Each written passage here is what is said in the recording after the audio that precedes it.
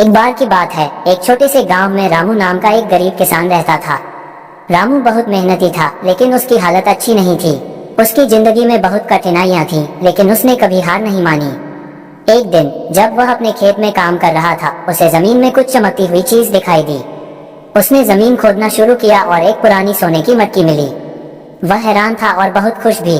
रामू ने सोचा कि उसकी गरीबी अब खत्म हो जाएगी। रामू ने मटकी को निकाला और देखा कि उसमें सोने के सिक्के भरे हुए थे। उसने मटकी को घर ले जाकर अपनी पत्नी को दिखाया। वे दोनों बहुत खुश थे और सोचने लगे कि अब वे अपने सपनों को पूरा कर पाएंगे। लेकिन रामू की पत्नी ने कहा, हम इतने पैसे लेकर क्या करेंगे? हमें तो ईमानदारी से जीना चाहिए। ये धन शायद किसी और का है, हमें इसे वापस करना चाहिए। रामू ने उसकी बात मानी और वह मटकी को वापस उसी जगह पर रखाया जहाँ से उसे मिली थी। कुछ दिनों बाद गांव के एक साधु बाबा उनके घर आए। उन्होंने रामू और उसकी पत्नी की ईमानदारी की बहुत प्रशंसा की। साधु बाबा ने कहा, ये तुम्हारी परीक्षा थी और तुमने इसे पास किया।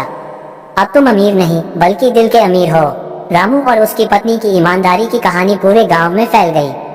लोग उनकी तारीफ करने लगे। रामू की ईमानदारी और मेहनत के कारण गांव वालों ने मिलकर उसकी मदद की और रामू का जीवन सुखी हो गया। इस कहानी से यह सीख मिलती है कि ईमानदारी सबसे बड़ा धन है और सच्चाई का हमेशा साथ देना चाहिए।